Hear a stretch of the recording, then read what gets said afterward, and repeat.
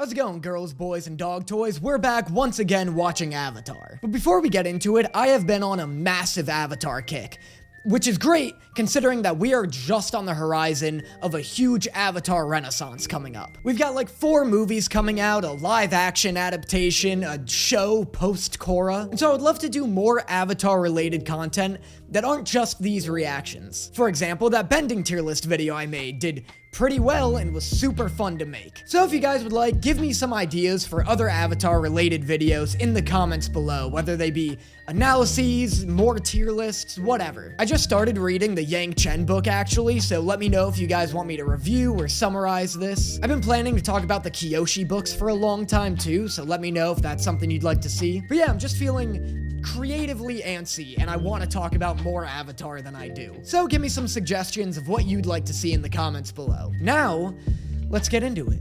Their precision is legendary. The Yu Yan can pin a fly to a tree from 100 yards away without killing it. Nice, can't wait to see these guys have the precision of a blind toddler with Parkinson's the second a main character gets in their path. But my search for the Avatar is nothing but a vanity project. We're fighting a real war here, and I need every man I've got. Only in the military could a dude who's 4 feet tall have this much confidence yelling at a man. News from Fire Lord Ozai? It appears I've been promoted to Admiral. My request is now in order. Oh my god, Zhao got promoted mid-argument. I feel like that's the worst kind of message to send via Hawk. Messenger Hawks get shot down all the time. There could be like 6 promotions in this camp alone that nobody has actually received. I wonder if Ozai ever shows up to one of his war camps and is like, "You're the chef? For how long?" "For the past 2 years, sir." 2 years? I made you an admiral 11 months ago. And it is now that I am realizing I may have lost my voice last night. I can feel it, and I can hear it. Let's see how this video goes.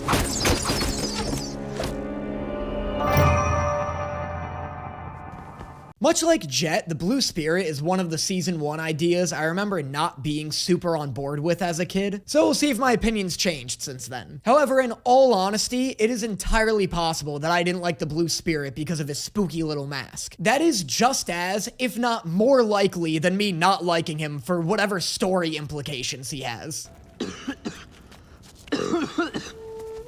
This should bring your fever down.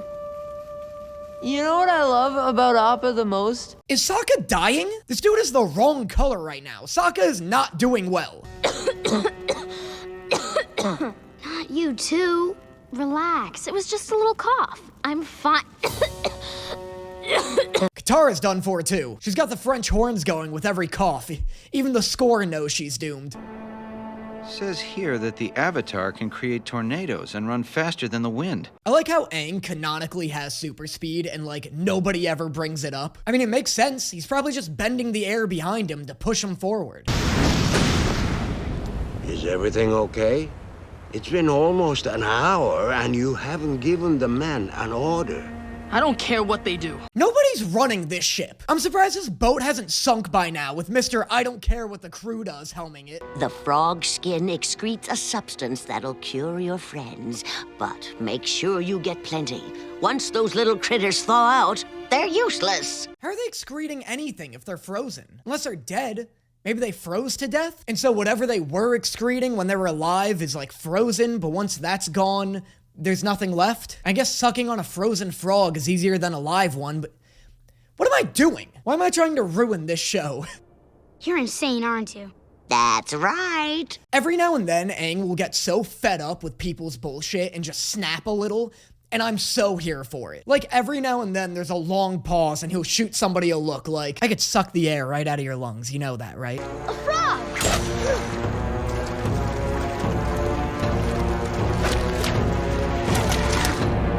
Oh, I'm sorry. I thought they could pin a fly to the wall without killing it. But I guess that's easier than shooting at a 12-year-old boy trudging through some muck.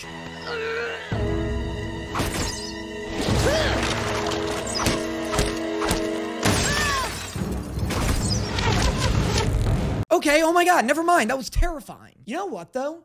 If Aang just loses his shirt, these guys would have nothing to pin him with. Maybe that's the strategy. If you're ever being pursued by a bunch of archers with orders not to kill you, God forbid. You know, knock on wood for that one. Maybe the strategy is just to lose all your clothes. They can't pin you with no clothes. So this is the great Avatar. You know, people like to joke that the writers love to put Korra in a bunch of bondage in her series. But, like, in all fairness, Aang is tied up pretty frequently in this show. Like, to be fair, it's kind of tough to have a conversation with a multi-element bending god if they're not chained up in some way.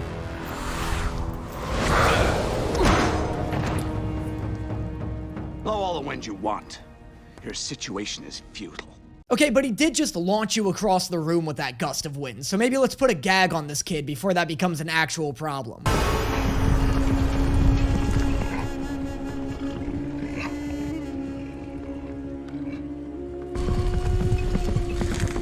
Yeah, you know what? Now that I think about it, I'm pretty sure all of my issues regarding the Blue Spirit have to do with the fact that he fucking terrified me. What? No, don't leave, frogs. My friends are sick and they need you. Please go back to being frozen. Okay, well, I've got questions about the frogs again.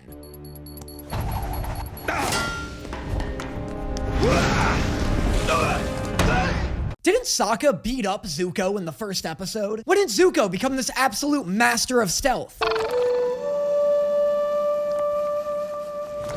How many times do I have to tell you, Momo? We need water. Bitch, appreciate the gifts. Momo's got Katara over here looking like Mrs. Puff on her date with Mr. Krabs, and all she's giving him is, "Oh, I'm dying. I need water. Where?"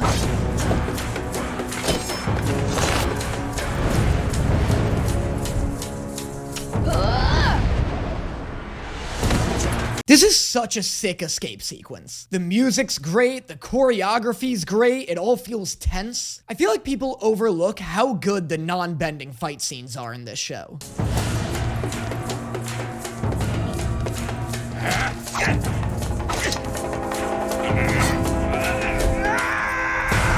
I feel like people overlook the fact that Zuko just fucking killed that guy.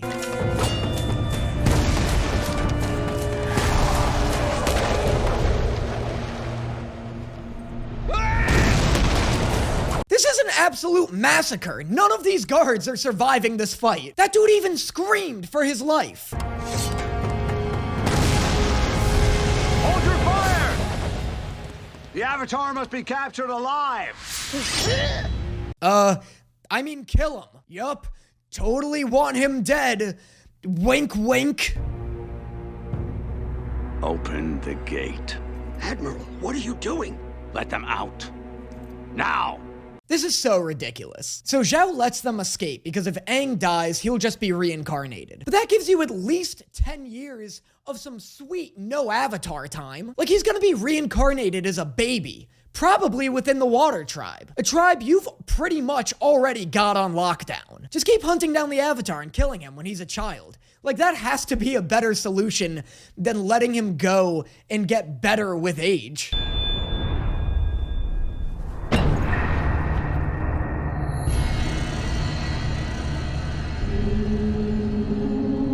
I can't even tell if this is a good twist or not, because Zuko being the Blue Spirit is knowledge that I've had since I could remember having memories. I feel like I came out of the womb with that information. Like instead of making me cry to make sure I was a healthy baby, the doctor asked me who the Blue Spirit was, and I said Zuko. So I can't even put myself in the shoes of a new viewer to tell whether or not this twist is incredibly obvious or wildly shocking. The worst part about being born over 100 years ago is I miss all the friends I used to hang out with.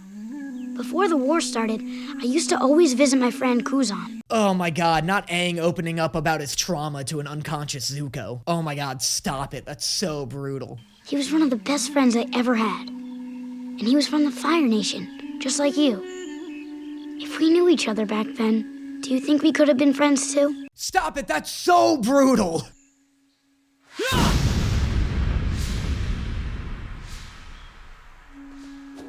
Oh, that's so good. That little conversation is one of the best moments in cinematic history. Oof. Big oof. Capital OOF. I'm going to bed. No disturbances.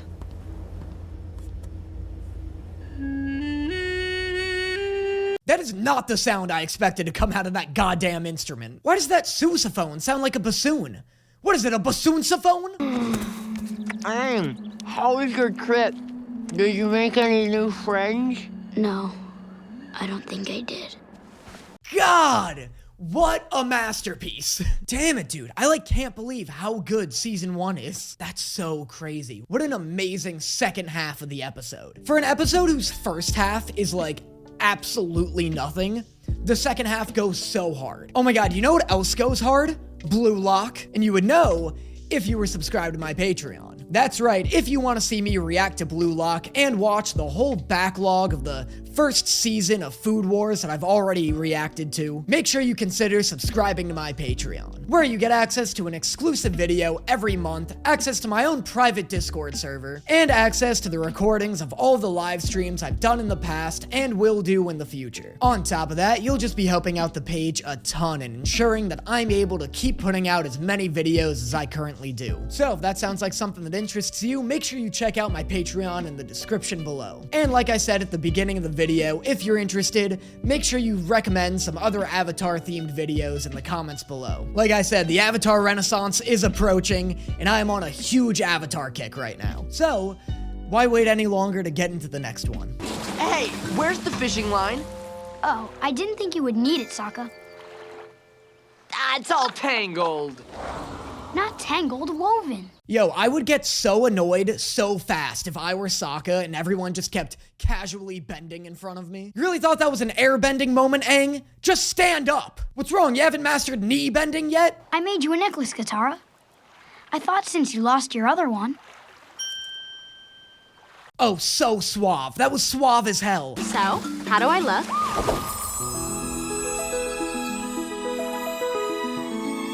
Aang, she just put on a necklace. She looks the same. I mean, I always thought Katara was hideous. But everything changed when she put a strand of fishing line around her neck. That's when I knew she was a catch.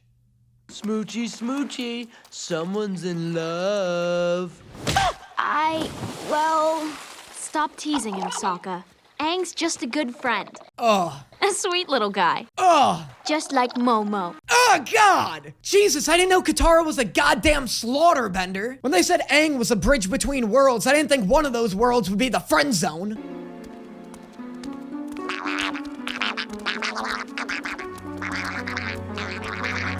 Aunt Wu is expecting you. Every now and then, Avatar will just hit you with a character design that absolutely does not fit in the universe. This dude looks like he's ready to teach Ichigo a Bankai. Is that grammatically correct? I don't know how to use Bankai in a sentence. And I'm Aunt Wu's assistant. Well, hello there. This girl knows a stud when she sees one. Also, I am 100% certain that is Toph's voice actor. He's going to give me a rare panda lily. That's so romantic. I wonder if my true love will give me a rare flower. In which case, it's really weird hearing her thirsting after Aang. Tell me more. I can see that he's a very powerful bender. Nice, Aang, nice! What a great face. I need that face on a shirt. That face walked so Anya Forgers could run. This is incredible. You will be involved in a great battle. An awesome conflict between the forces of good and evil. Yeah, we already know that, lady. Tell us who he's gonna bone. A battle whose outcome will determine the fate of the whole world. Yeah, I knew that already. But did it say anything about a girl? Don't steal my fucking jokes, Aang! Certain things are gonna turn out very well. They sure are. Why? What did she tell you? Some stuff. You'll find out. You know what? I'm surprised there's never a moment in the series where Aang and Sokka, directly talk about Aang's infatuation with Katara. Sokka obviously knows. I'm surprised there's never a conversation where he, condones or forbids it. Since I got you here, there's something I want to tell you. I like you, but more than normal. Never mind. You know what? On second thought, I totally see why Aang never wants to talk about it. Hi, Aunt Wu. Sorry to bother you. Anytime. About this man I'm supposed to marry. Is he gonna be handsome? Oh, I hope he's tall. I hope you're flexible on that. And then you'll have your third great-grandchild before quietly passing away in your sleep. Is that enough information for you? Oh, well, now we know Aunt Wu is a hack. Tenzin and Pema have 4 kids. What can I do you for? Well, there's this girl. I think I know who you mean. You do? And you're okay with it? Oh my god, here's that conversation I just said didn't exist. If I'm being entirely honest, I don't even know if I've ever seen this episode before. Being too nice. You can be too nice? Yep. If you want to keep her interested, you have to act aloof. Like you don't really care one way or the other. I mean, it works for literally every shonen protagonist. Well, okay. Hey, Aang. I was wondering. See you later. Attaboy, Aang! Oh no. Aunt Wu was wrong. Oh yeah, the volcano. I totally forgot about this. It's a little late for this episode to start having a plot, guys. Can your science explain why it rains? Yes! Yes, it can! You know what's weird? What is this show about mysticism and chakras doing, taking such an aggressive stance against fortune tellers? You don't like me, do you? Of course I like you. But not the way I like you. Oh, I guess not. The only thing keeping this from being any sadder is knowing that this voice actress is gonna spend the next 2 seasons bullying Aang into the ground. Don't you want this? How did you know? I've kind of been stalking you. Oh, thanks. I guess. I'm honestly surprised Aang isn't into this girl. She's just like a gender-swapped Boomy. Something's happening in the clouds. That's very strange. It shouldn't... Oh my! Are you sure that means the volcano's erupting? Last time I saw that in the clouds, it meant Death Eaters were near.